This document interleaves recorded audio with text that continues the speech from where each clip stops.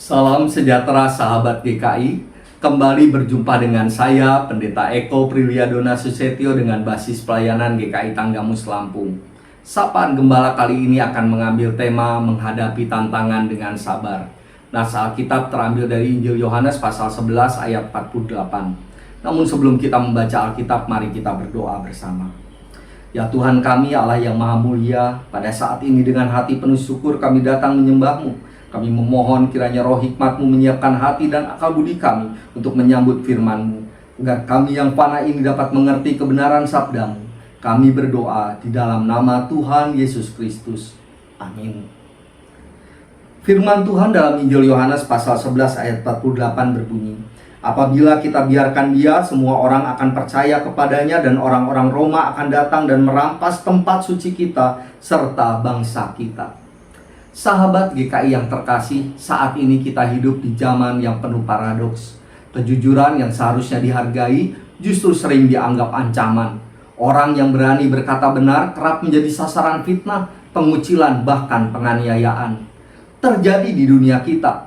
Orang yang menegakkan kebenaran seringkali dijauhi, bahkan dijauhi oleh orang-orang yang pernah mereka percaya dan kasihi. Di tempat kerja, kerap terjadi orang yang jujur justru dibenci dan dikucilkan. Tidak diberi jabatan karena dianggap merusak sistem. Di tempat lain, mereka yang menempuh jalan yang benar justru dihukum. Di sini, korupsi dan suap merajalela. Firman Tuhan dalam Injil Yohanes pasal 11 ayat 48 mengatakan, apabila kita biarkan Dia, semua orang akan percaya kepadanya, dan orang-orang Roma akan datang dan merampas tempat suci kita serta bangsa kita. Sahabat GKI terkasih, nas ini disampaikan oleh imam-imam kepala dan orang-orang Farisi. Para pemimpin agama pada zaman Tuhan Yesus menolak Yesus bukan karena Tuhan Yesus berbuat jahat, tapi karena Tuhan Yesus terlalu baik. Mujizatnya, kebenarannya, pengaruhnya membuat para pemimpin ini terancam.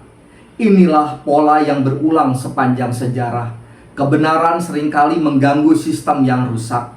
Mereka yang berkuasa merasa posisi mereka goyah ketika terang kebenaran menyinari kegelapan.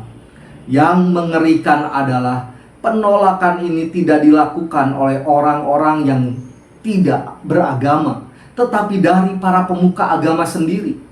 Hal ini menegaskan ancaman bagi orang benar bisa datang dari mana saja, termasuk dari komunitas orang beriman.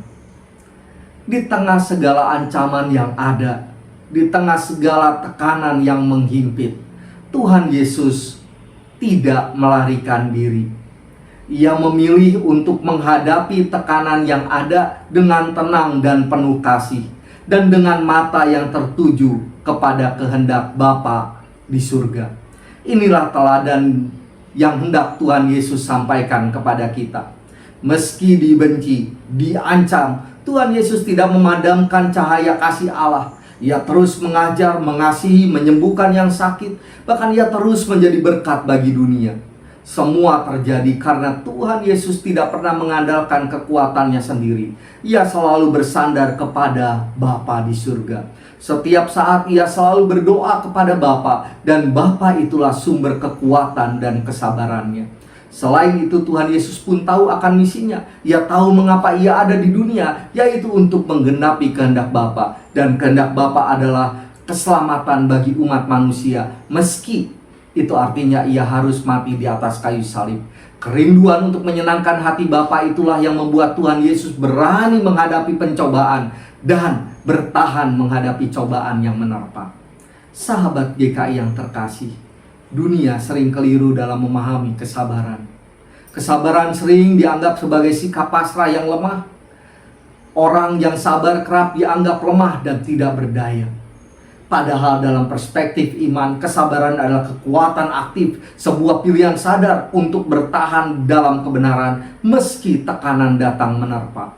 Itulah sebabnya dalam perspektif iman, kesabaran merupakan wujud perlawanan. Dengan tetap sabar di tengah provokasi, kita menolak kejahatan membentuk karakter kita, dan ini merupakan kemenangan rohani yang nyata.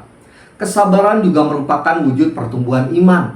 Rasul Yakobus menyatakan bahwa kesabaran menghasilkan kematangan iman. Itu berarti dengan bersikap sabar kita semakin dewasa dalam iman dan pengharapan. Kesabaran sejatinya juga merupakan sarana kesaksian. Saat saudara mengalami tekanan hidup dan memilih untuk tetap menanggung tekanan itu dengan setia dan sabar, orang-orang di sekitar saudara akan kagum melihat kualitas iman saudara. Dunia melihatnya. Bahkan kesabaran kita membuat hati yang beku menjadi luluh, relasi yang dingin menjadi hangat. Kesabaran juga merupakan kekuatan karena kesabaran merupakan wujud kepercayaan kita kepada Allah. Bersabar berarti kita percaya bahwa Allah lah yang memegang kendali atas hidup kita, bahwa keadilannya pasti akan datang meski tidak sesuai dengan waktu kita. Sahabat GKI yang terkasih, Tuhan Yesus sudah menunjukkan bagaimana bersabar di tengah tekanan. Kini giliran kita. Mari kita ikuti teladan Tuhan Yesus. Marilah menjadi pengikut-pengikutnya yang setia, yang tetap berpegang pada kebenaran dan integritas apapun harganya. Marilah kita percayakan waktu dan hasil karya kita kepada Tuhan. Ingat bahwa rencana Tuhan itu sempurna. Dan hiduplah dengan penuh pengharapan. Pengharapan itu tidak pernah mengecewakan, karena pengharapan kita terletak pada Tuhan, bukan pada situasi hidup yang kerap berubah. Tuhan Yesus memberkati kita semua.